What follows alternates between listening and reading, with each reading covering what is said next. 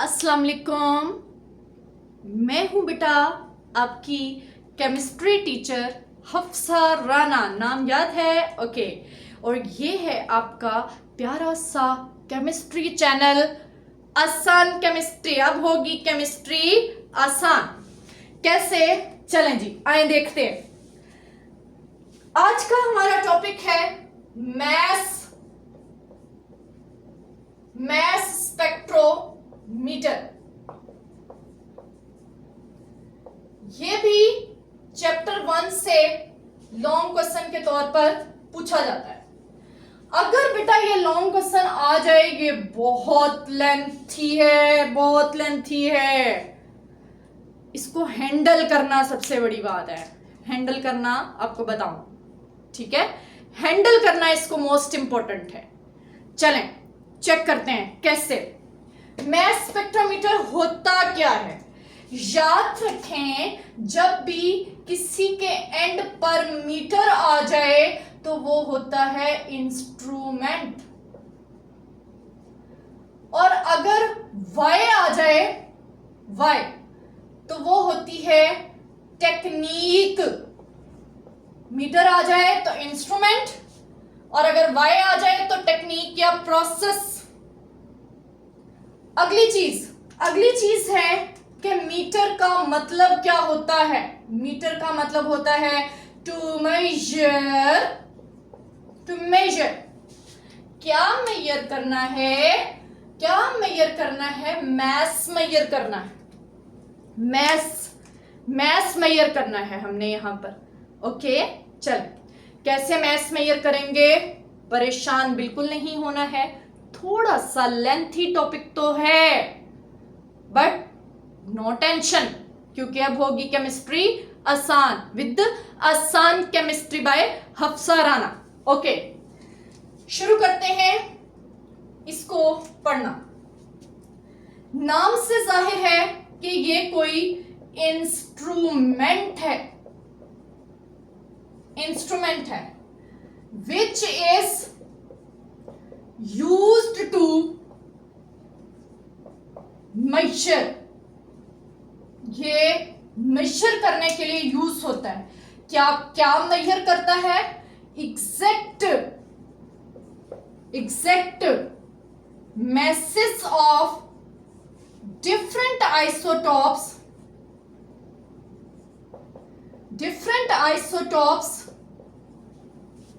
of an element। क्या major करता है? एग्जैक्ट masses आइसोटॉप्स के। नियॉन 20, नियॉन 21, नियॉन 22 कहां से पता चला? मैस स्पेक्ट्रोमीटर से। और साथ साथ क्या पता चलता है? याद करें, नियॉन 20, नियॉन 21, नियॉन 22 एक दफा का जिक्र है, हमने पढ़ा था। नियॉन 20 एग्जिस्ट करती है 90.92% और नियॉन 21 एग्जिस्ट करती है 0.26%, और नियॉन 22 8.82%। ये जो परसेंटेजेस हैं, ये है रिलेटिव अबंडेंस। तो मैस के साथ साथ स्पेक्ट्रोमीटर हमें रिलेटिव अबंडेंस भी बताता है। Along with their relative abundance, ये हमें रिलेटिव अबंडेंस के बारे में भी बताता है। ऐसे इंस्ट्रूमेंट को मैस स्पेक्ट्रोमीटर कहते हैं, और ऐसी टेक्निक इज कॉल्ड क्या कहेंगे? आवाज नहीं आ रही, थोड़ा और ऊंचा। इसको कहेंगे mass spectrometry.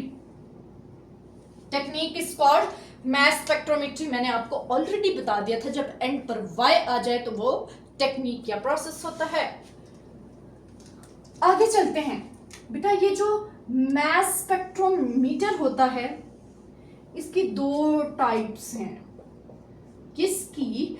Types of mass spectrometer. Mass spectrometer की दो टाइप्स। कौन कौन सी बता दें जल्दी से। एक होती है एस्टन्स मैस स्पेक्ट्रोग्राफ, स्पेक्ट्रोग्राफ। एक होता है Dempster's, Dempster's mass spectrometer, mass spectrometer. Aston's mass spectrograph या डेम्पस्टर्स मैस स्पेक्ट्रोमीटर। ये जो डेम्पस्टर्स मैस स्पेक्ट्रोमीटर है, ये ऐसे सैंपल्स को मेजर करता है, सैंपल जो इन सॉलिड स्टेट होते हैं। ये क्वालिटी एस्टन के अंदर मौजूद नहीं थी। ये आपका किम पॉइंट है, किम किम किम किम, और ये इंपॉर्टेंट एमसीक्यू भी है कि डेम्पस्टर्स कैसे सैंपल्स को मेजर करता है, सॉलिड स्टेट सैंपल्स को भी मेजर कर सकता है। हमने जो यहां पर आज पढ़ना है वो है डेम्पस्टर्स मैस स्पेक्ट्रोमीटर। एक और होता है जिसे हम मॉडर्न मैस स्पेक्ट्रोमीटर कहते हैं। वो मैं आपको एंड पर बताऊंगी कि डेम्पस्टर्स में क्या चेंजेस कर दे तो वो मॉडर्न बन जाता है। ठीक है, क्या अप टू डेट हो जाए, डेम्पस्टर जो है थोड़ा अप टू डेट हो जाए तो मॉडर्न कहलाएगा। अच्छी सी ड्रेसिंग कर ले, अच्छा सा मेकअप कर ले तो क्या कहलाएगा, मॉडर्न कहलाएगा। ऐसा नहीं है, ऐसा नहीं है। कैसे चलेंगे, इसका स्क्रीनशॉट ले लें, नोट कर लिया होगा आपने, अगर नहीं नोट किया तो स्क्रीनशॉट ले लें। आगे चलते हैं, आगे चलते हैं। Okay,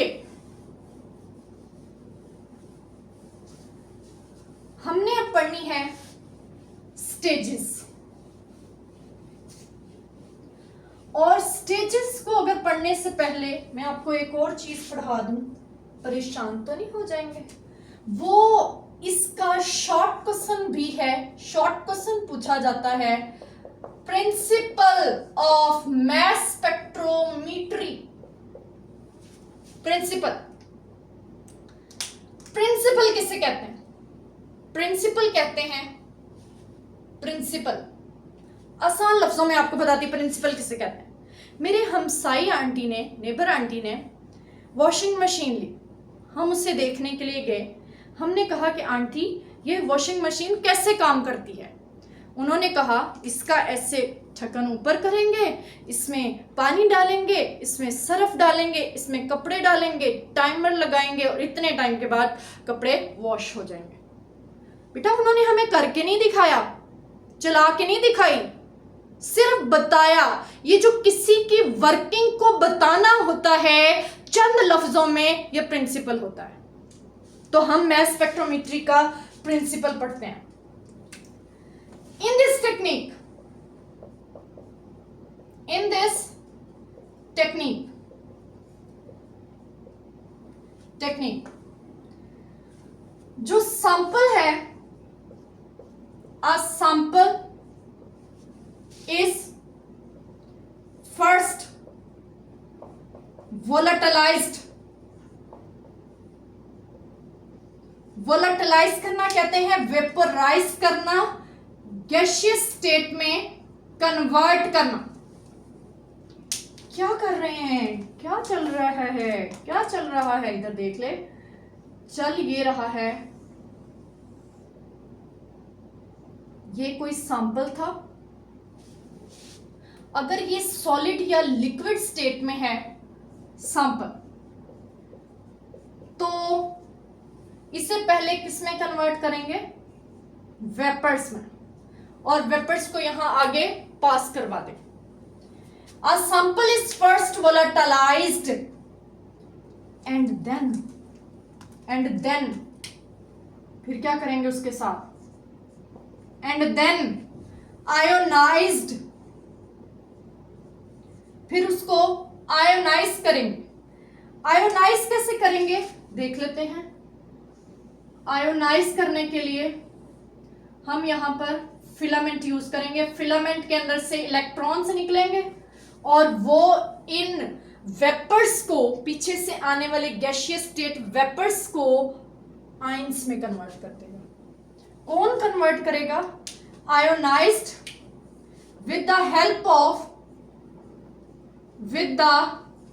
help of high energy electron beam fall करेंगे और उसको हाई एनर्जी में कन्वर्ट कर देगा। ठीक है, अब इससे जो आयंस बनेंगे वो आयंस होंगे पॉजिटिव चार्ज आयंस। अब वो आयंस को हम सेपरेट करेंगे। ये डिफरेंट मैसेज के होंगे, पतले वालों को अलग कर देंगे, मोटे वालों को दूसरी लाइन में कर देंगे। ठीक है, पतले को बच्चों को एक साइड पर, मोटे बच्चों को एक साइड। मींस मैसेज के बेस पर हम इन्हें सेपरेट कर लेंगे। अब जो आयंस बने हैं वो कौन से हैं? The positive ions. The positive ions thus formed। अब जो पॉजिटिव आयंस बन गए हैं इनको क्या करेंगे? Are separated.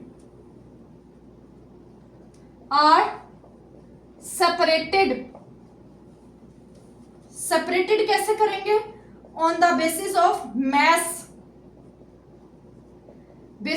Mess to charge ratio पर। मैस टू चार्ज रेशो पर इनको सेपरेट कर लेंगे। ये जब सेपरेट हो जाएंगे, इनको यहां पर सेपरेट कर लेंगे। ये सेपरेट हो गए, एक लाइन में आ रहे थे, डिफरेंट लाइंस में आ गए। जब ये सेपरेट हो जाएंगे तो फिर हम इनका एक ग्राफ नोट कर लेंगे। ग्राफ आएगा कुछ इस शक्ल में। ये जो लाइंस हैं, इन लाइंस को कहते हैं पीक्स। तो हम इसको रिकॉर्ड कर लेंगे एंड देन रिकॉर्डेड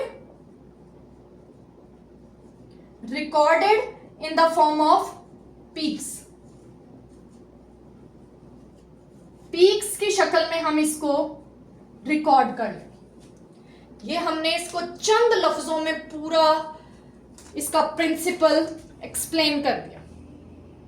चलें, ये पीक्स हमें क्या बताती हैं, ये लाइंस हमें क्या बताती हैं, सारा कुछ पढ़ेंगे। परेशान बिल्कुल नहीं होना। यहां पर कौन से स्टेप्स आते हैं, ये कैसे गिरते हैं, कहां गिरते हैं, फिर क्या करते हैं, सब पढ़ेंगे। चलें जी, पढ़ना शुरू करते हैं। नोट कर लिया होगा, शॉर्ट क्वेश्चन भी पूछा जाता है। Principle of mass spectrometry.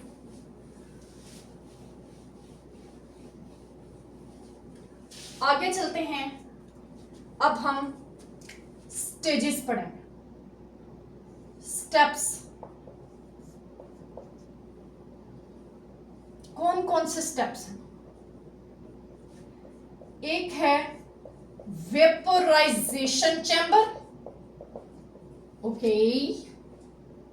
दूसरी है आयोनाइजेशन चैम्बर, ठीक है। तीसरी है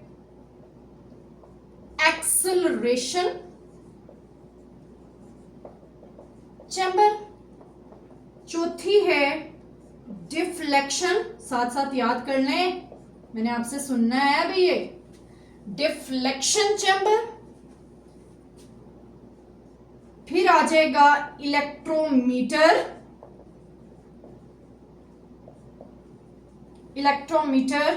फिर आ जाएगा इलेक्ट्रोमीटर के बाद मॉडर्न मैस स्पेक्ट्रोमीटर।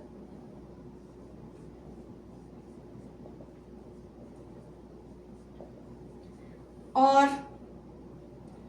नेक्स्ट है कंपैरिजन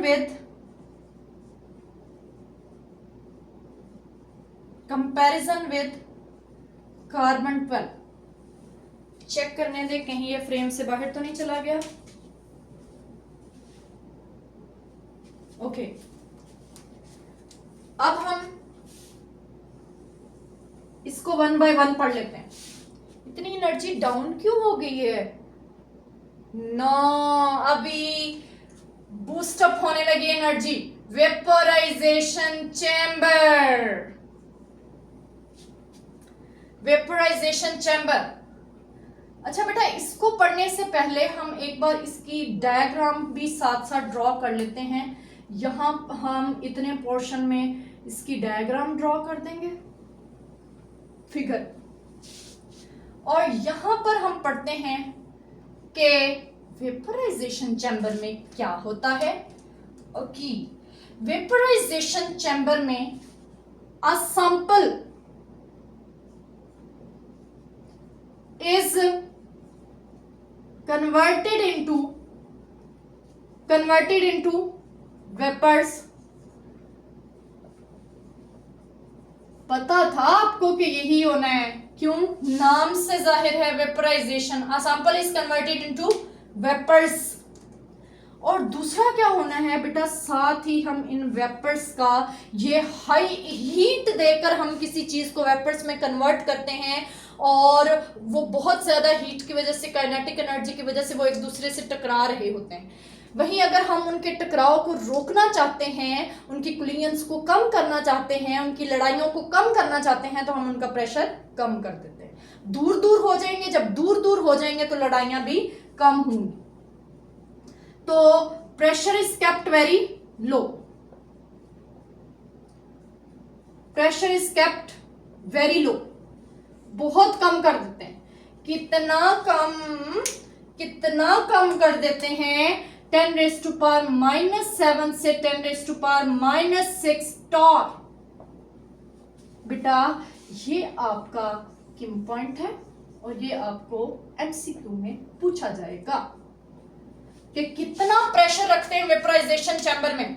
और अगर आपसे कोई पूछ ले क्यों प्रेशर कम किया, तो क्या जवाब देंगे? कहेंगे वो हीट करने की वजह से वेपर्स बने, हीट करने से उनकी काइनेटिक एनर्जी बहुत ज्यादा थी, वो एक दूसरे से टकरा रहे थे, लड़ाइयां कर रहे थे, तो प्रेशर को कम कर दिया, जिससे वो दूर दूर हो गए और उनकी लड़ाइयां कम होंगी, मींस कोलिजन्स कम हो जाएंगे। अब है आयोनाइजेशन चैम्बर, नाम से जाहिर है। तो बुक की डायग्राम के अकॉर्डिंग आयोनाइजेशन चैम्बर ड्रॉ नहीं की गई। उसकी रीजन क्या है? जो यहां पर सैंपल यूज किया गया है वो ऑलरेडी गैसियस स्टेट में है, और वो है नियॉन गैस, और ये है नियॉन गैस इनलेट। यहां से नियॉन गैस को एंटर करते हैं, ठीक है। अब अगला जो चैम्बर है वो आ जाएगा, कौन सा पता है आपको? आयोनाइजेशन। आयोनाइजेशन कैसे करते हैं थोड़ा सा समझेंगे, फिर आप इसको लिखेंगे। बेटा ये कोई नियॉन का एक मॉलिक्यूल है, नियॉन का मॉलिक्यूल, मैंने इसको M से रिप्रेजेंट किया। ये थे इसके इलेक्ट्रॉन्स, मैंने इसके ऊपर high energy beam of electrons fall किए। इन हाई एनर्जी इलेक्ट्रॉन बीम ने इसको किक लगाई इलेक्ट्रॉन को, ये इलेक्ट्रॉन यहां से रिमूव हो गया। जब ये इलेक्ट्रॉन रिमूव हुआ तो ये क्या बन गया?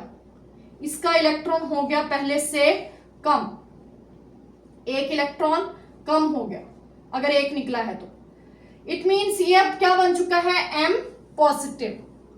कब? जब इलेक्ट्रॉन लूज हो गया, इलेक्ट्रॉन लूज हो गया, इसको कहते हैं आयोनाइजेशन, ठीक है। आयोनाइजेशन कैसे हुई लिख लेते हैं। वेपर्स आर आयोनाइज्ड कब? when high energy beam of electrons are thrown upon them, उसके ऊपर थ्रो किए गए, इलेक्ट्रॉन किक हो गया, पॉजिटिव आयंस आर फॉर्म। तो कौन से आयंस बने? Positive ions are form. ये काम किसमें हुआ?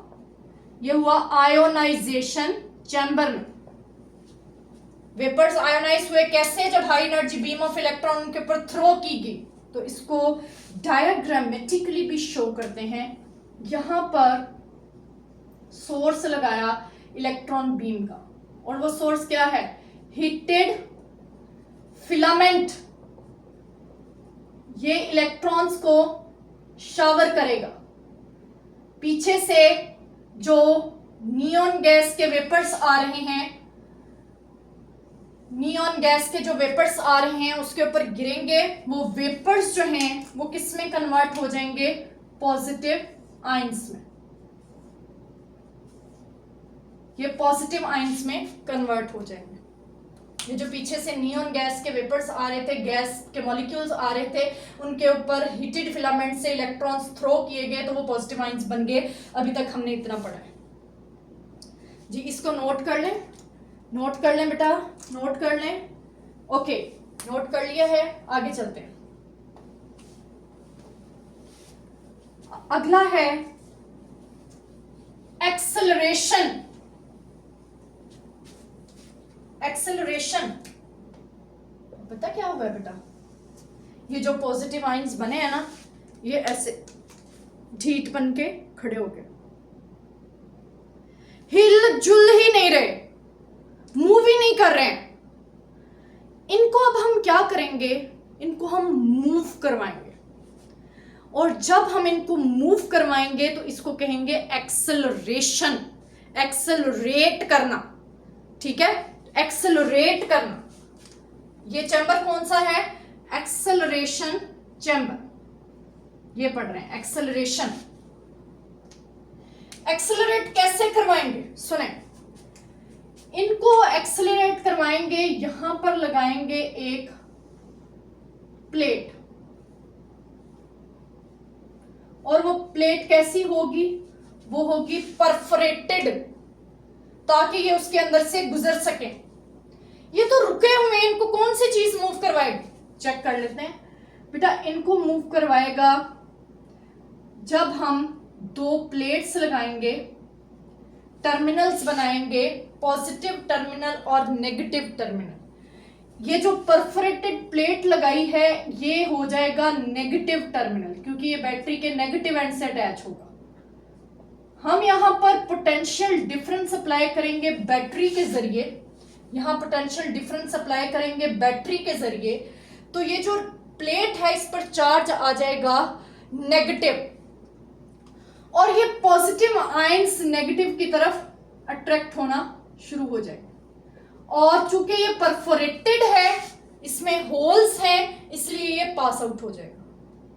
तो एक्सेलरेशन में क्या किया? एक्सेलरेशन में पोटेंशियल डिफरेंस अप्लाई किया। Potential difference is applied. कितना पोटेंशियल डिफरेंस अप्लाई किया? पोटेंशियल डिफरेंस अप्लाई किया 500 से 2000 वोल्ट के दरमियान कोई value.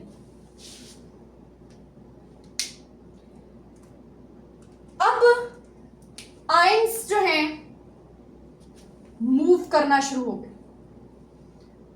Positive ions are accelerated,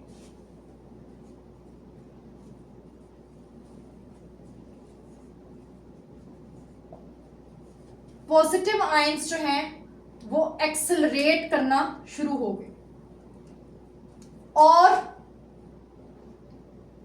pass through the perforated negative grid, perforated negative grid की वजह के अंदर से पास हो गए। ये मूवमेंट होगी पॉजिटिव आयंस की। स्ट्रीम्स की शक्ल में वो मूव करें। ये था एक्सेलरेशन। नोट कर लिया है? नोट कर लिया है? चलें अब हम अगला पढ़ते हैं। अगला है डिफ्लेक्शन। डिफ्लेक्शन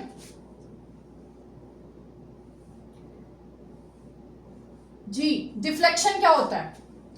अब वो बेटा पहले वो ढीठ बन के खड़े हुए थे, मूव ही नहीं कर रहे थे। अब वो मूव करना शुरू हो गए और मूव करते जा रहे हैं, सीधे मूव करते जा रहे हैं। आगे दीवार आ जाएगी, उनके साथ जाके टकरा जाएंगे। हम क्या चाहते हैं? उनका पाथ बेंट करना चाहते हैं, उनका पाथ चेंज करना चाहते हैं। तो ये जो पाथ को बेंट करना होता है दैट इज डिफ्लेक्शन। और डिफ्लेक्शन कैसे करवाएंगे? एक चीज ये भी याद रखिएगा, डिफ्लेक्शन को एनालाइजर भी कहते हैं। Analyser, analyser. इससे पहले बुक के अकॉर्डिंग एक और चीज शो करवा दूं कि यहां पर उन्होंने पोलराइजर्स भी लगाए हुए हैं जो इन ज्यादा डायरेक्शंस में आने वाली पॉजिटिव आयंस की बीम्स को, पॉजिटिव आयंस की स्ट्रीम को एक सिंगल लाइन में कन्वर्ट कर देगा। ठीक है, उसको एक्सप्लेन नहीं किया गया, हम भी एक्सप्लेन नहीं करेंगे। तो डिफ्लेक्शन एनालाइजर ये हम कैसे करेंगे? हम ये करेंगे स्ट्रॉन्ग मैग्नेटिक फील्ड से। Strong magnetic field is applied, applied strong magnetic field apply करेंगे। ये स्ट्रॉन्ग मैग्नेटिक फील्ड कहां अप्लाई करेंगे? अप्लाइड परपेंडिकुलर, परपेंडिकुलर पर spelling mistake, perpendicular to the path of ions, ions के पाथ के परपेंडिकुलर। ऐसे ये आयंस आ रहे हैं, आयंस आ रहे हैं और ये परपेंडिकुलर डायरेक्शन में मैग्नेटिक फील्ड 90 का एंगल बन रहा है, परपेंडिकुलर जी। इससे क्या होगा? इससे क्या होगा? आयंस का पाथ बेंड हो जाएगा। ये जो स्ट्रेट लाइन में चल रहे हैं ये बेंड हो जाएंगे। Ions move in a circular path, circular path में मूव करना शुरू कर देंगे। ठीक है, अब इसको भी बना लेते हैं। हम पहुंच चुके हैं एनालाइजर तक।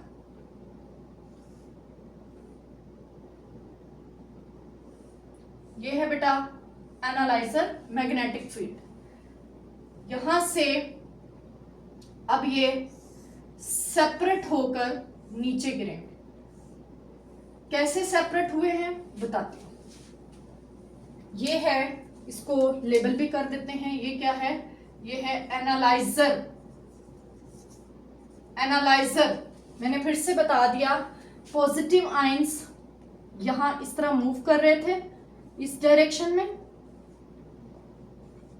इस डायरेक्शन में पॉजिटिव आयंस मूव कर रहे थे। मैग्नेटिक फील्ड इस डायरेक्शन में अप्लाई की गई परपेंडिकुलर। इन आयंस का पाथ जो है वो बेंड हो गया, सर्कुलर पाथ में मूव करके। ये देखें यहां से इस तरह नीचे को मूव कर। अब ये नीचे फॉल करेंगे, फॉल करेंगे। आयंस फॉल या आयंस आर सेपरेटेड, ये गिरेंगे सेपरेट सेपरेट। कैसे? On the basis of mass to charge ratio. ये अपने अपने mass to charge रेशो के अकॉर्डिंग गिरेगी। जैसे कम मैस वाला यहाँ, ज्यादा मैस वाला यहाँ, ज्यादा मैस वाला यहाँ, और सो ऑन।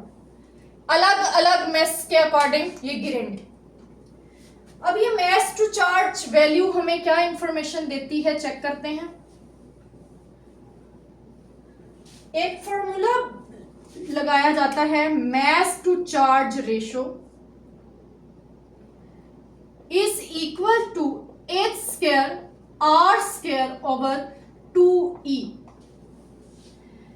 इस फॉर्मूला में m क्या है, मैस ऑफ आयन, e क्या है, चार्ज ऑन आयन। बेटा कैपिटल H क्या है, स्ट्रेंथ ऑफ मैग्नेटिक फील्ड,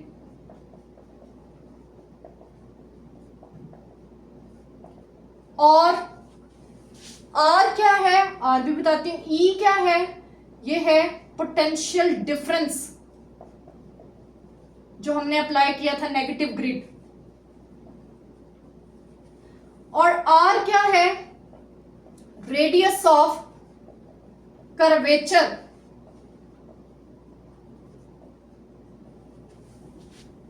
ये देखें, इसको आप पॉइंट कंसीडर कर लें, ठीक है।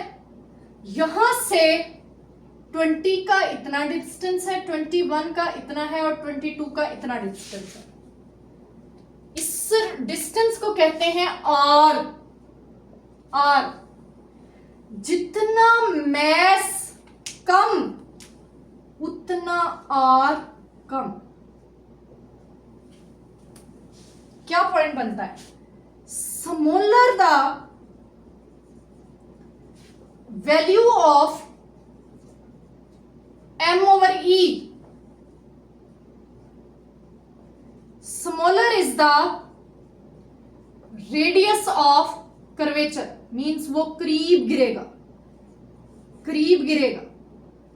Radius of curvature. इस पॉइंट की समझ आ गई कि यहां से हम मेजर कर रहे हैं, यहां से जिसका मैस कम होगा वो करीब ही गिर जाएगा, जिसका मैस दूर ज्यादा होगा वो दूर गिरेगा, जिसका मैस और ज्यादा होगा वो और दूर गिरेगा। इस पॉइंट का ये मतलब है, जितना मैस कम उतना रेडियस, मींस रेडियस डिस्टेंस कम। एक और पॉइंट है कि अगर हम E को कांस्टेंट कर दें और मैग्नेटिक फील्ड की स्ट्रेंथ को बढ़ाएं तो रेडियस कम हो जाएगा, मींस आयन जो है वो करीब गिरे, ठीक है। एंड वाइस वर्सा, H को इंक्रीज करने से रेडियस कम हो जाएगा, मींस आयन जो है वो करीब गिरे, उनके दरमियान ज्यादा डिस्टेंस नहीं होगा। ये थी एक मैथमेटिकल एक्सप्रेशन जो यहां डिफ्लेक्शन को एक्सप्लेन करता है। नेक्स्ट चलते हैं एनालाइजर, पढ़ लिया है। नेक्स्ट चलते हैं हम electrometer.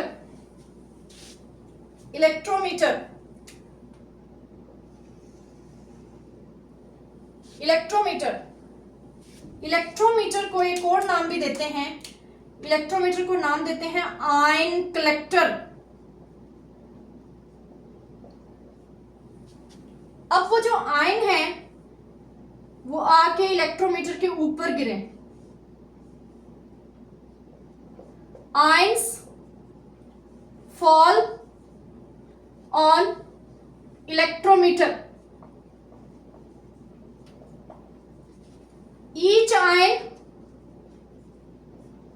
each ion produces a current.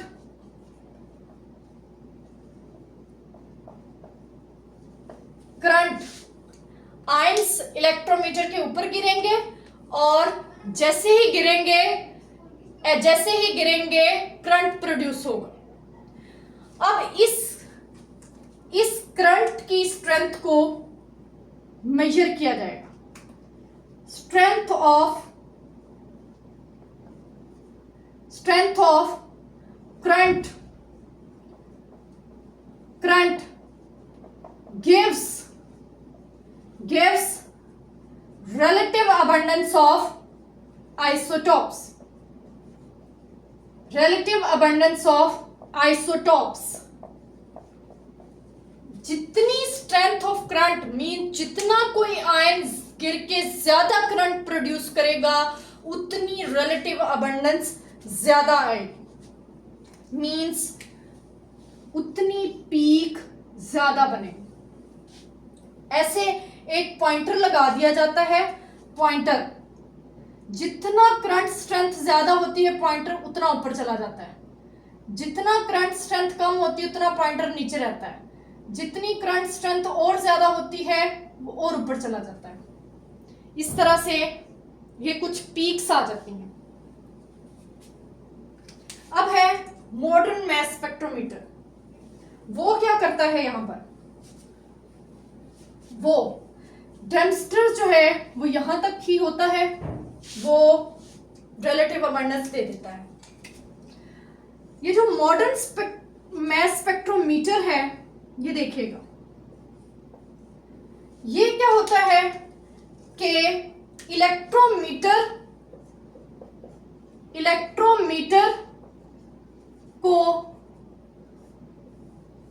Join किया गया होता है किसके साथ, एम्पलीफायर के साथ। वो जो करंट स्ट्रेंथ है उसको एम्पलीफाई किया जाता है। जब वो उसे एम्पलीफाई कर देता है तो उससे वो रिकॉर्डर में भेज देता है। रिकॉर्डर हमें एक ग्राफ बना के दे देता है, this graph is called mass spectrum. ये होता है बेटा ग्राफ, एक लाइन यहां पर, एक यहां पर, नियॉन सैंपल के लिए। रिलेटिव अबंडेंस ऑन, ये है Y axis, relative abundance on Y axis, और mass number on X axis. यहां पर एक्स एक्सिस पर मैस नंबर जी, सबसे पहले वाले का मैस कम 20, 21, 22, इसकी जिसकी पीक ज्यादा उसकी परसेंटेज अबंडेंस भी ज्यादा, और ये उसकी परसेंटेज अबंडेंस की वैल्यूज हमें यहां से मिलती है। ये क्या है, एक शॉर्ट क्वेश्चन है, वो हम कर लेते हैं। शॉर्ट क्वेश्चन क्या है, शॉर्ट क्वेश्चन है what is mass spectrum. Mass spectrum क्या होता है, mass spectrum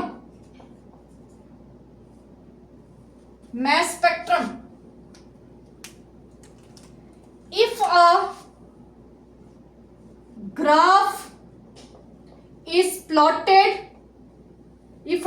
is plotted between x axis पर क्या है, mass number on x axis and relative abundance on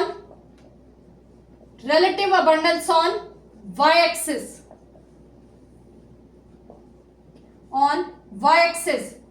such graph is called mass spectrum. mass spectrum हमें दो informations देता है, दो इंफॉर्मेशंस। पहली इंफॉर्मेशन हाइट ऑफ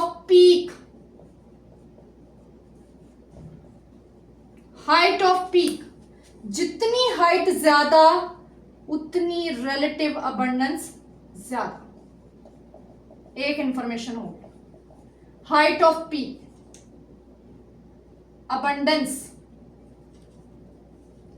अब अगली इंफॉर्मेशन क्या मिलती है, अगली इंफॉर्मेशन मिलती है number of peaks, number of peaks. Number of peaks हमें क्या बताती हैं? 1 2 3 मींस इसकी 3 आइसोटॉप्स हैं। नंबर ऑफ आइसोटॉप्स मींस इस सैंपल की 3 आइसोटॉप्स हैं। ठीक है, इसी मैस स्पेक्ट्रम से क्वेश्चन नंबर 5 का बी पार्ट और क्वेश्चन नंबर 5 का सी पार्ट। क्वेश्चन नंबर 5 का बी पार्ट है मैस स्पेक्ट्रम या mess spectrograph. What information is given by mass spectrograph. Mess spectrograph हमें 2 इंफॉर्मेशन देता है। ये हो गया क्वेश्चन नंबर 5 का बी पार्ट। क्वेश्चन नंबर 5 का सी पार्ट है what is the justification of 2 peaks for bromine, 2 peaks for bromine and only 1 peak for, ये देखें, ब्रोमीन के लिए 2 peaks और आयोडीन के लिए सिर्फ 1 पीक। तो क्या पता चलता है? Number of peaks, number of isotopes बताती हैं। Bromine has 2 isotope while iodine has only 1 isotope. Question number 5 का सी पार्ट। और लास्ट पर आ जाता है, लास्ट पर है comparison with carbon 12। Same procedure, same experiment,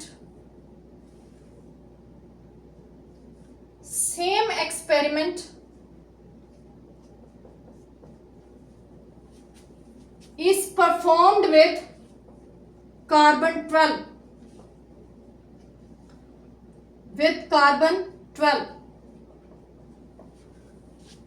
strength of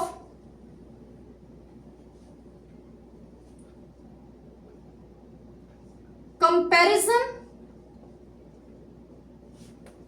between sample and carbon 12 comparison किया जाता है और वो कंपैरिजन हमें gives exact message of isotopes. वो हमें एग्जैक्ट मैसेज ऑफ आइसोटॉप्स के बारे में बताता है। अब एक लास्ट और बिल्कुल छोटा सा पॉइंट जिससे फिर हम इस टॉपिक को खत्म करते हैं, वो ये है कि बेटा हमने ये आइसोटॉप्स के बारे में पढ़ा, मैस स्पेक्ट्रोमीटर। एक शॉर्ट क्वेश्चन है, कुछ अदर टेक्निक्स भी हैं, other techniques for the separation of isotopes, separation of isotopes. कुछ अदर टेक्निक्स भी हैं जिससे हम आइसोटॉप्स को सेपरेट करते हैं। एक है गैसियस डिफियन, इसको बेटा एक्सप्लेन नहीं करेंगे, सिर्फ आप इनके नाम याद करेंगे। Gaseous defiant, thermal defiant,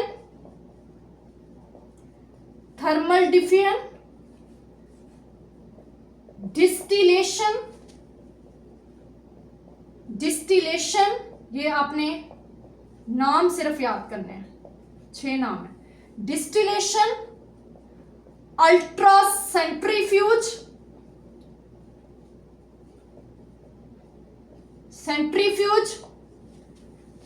fifth one है इलेक्ट्रोमैग्नेटिक सेपरेशन, और 6 पॉइंट है लेजर सेपरेशन। इनसे भी हम आइसोटॉप्स को सेपरेट करते हैं। और यहां पर हमारा एक बहुत लेंथी टॉपिक खत्म हुआ बेटा हंसते रहें, मुस्कुराते रहें, खुश रहें और पढ़ाई करते रहें। अल्लाह हाफिज।